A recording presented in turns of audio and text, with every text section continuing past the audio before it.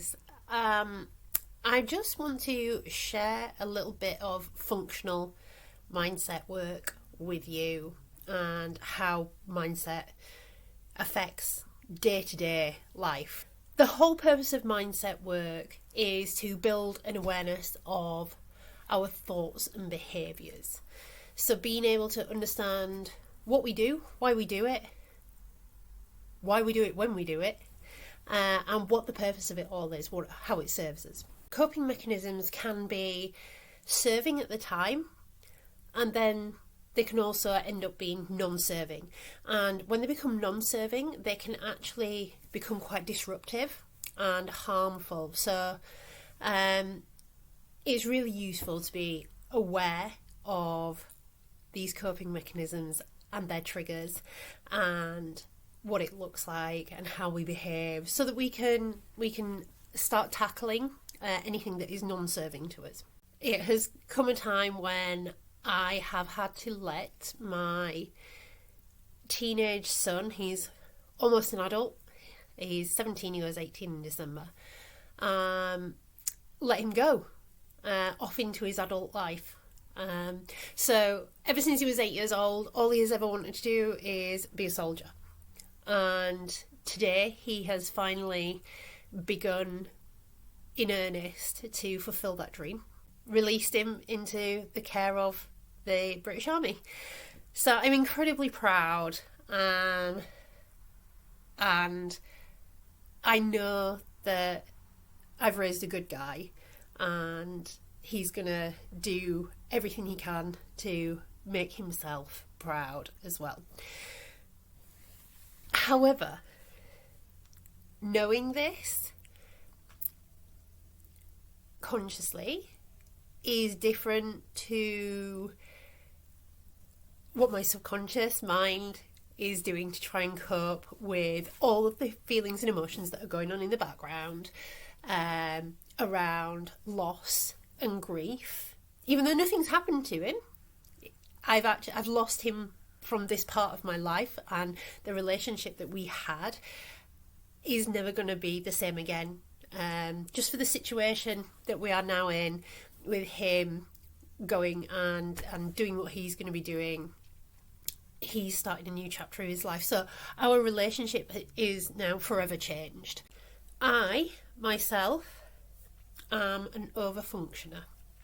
So I tend to become busy. So I like to do things, action, have control.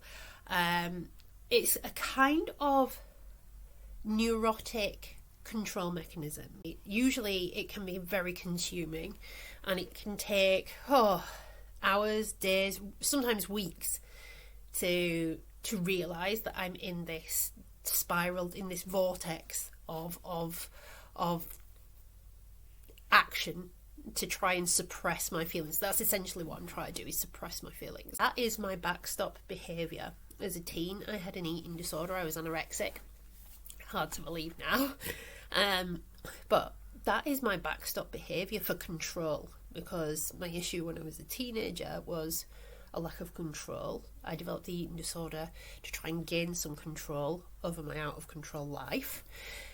And within a couple of hours of this overwhelming grief that I was trying to avoid and suppress, I'd gone into this backstop of avoiding eating as a method of comfort. I was like, right, stop, just stop. And I was saying it out loud to myself in the kitchen. I was talking to myself in that way. Forced myself to physically stop the action that I was doing. Moved myself out of the kitchen into the living room, and I was like, what are you feeling? You're doing this thing that you do. So what are you hiding from? All of my emotion caught in the back of my throat. And my chest was tight. And I was shallow breathing through my mouth. And I felt like I was on high alert. And the only way that I can describe it was like this, like horrendous. I was almost vibrating, trying to suppress all of these feelings. Being able to address the fact that, okay, you're upset. Why are you upset? You're scared. Okay, what are you scared of? Being able to ask myself these questions and put words to the emotions and work my way through each of the feelings that I was having made it a lot less overwhelming. Took a lot of the energy and power out of it, and within minutes I felt myself completely and utterly release that emotion. Like, stop shallow breathing, took a big and then I was back out of fight or flight mode, back into rest and digest, and I just felt relieved.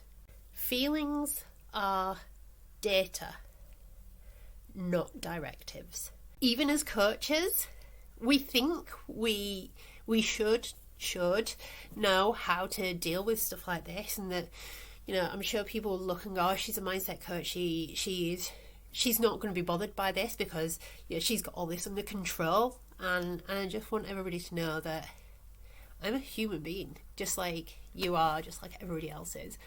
And it's hard. It's hard. Dealing with your feelings is hard. Being vulnerable and open is hard.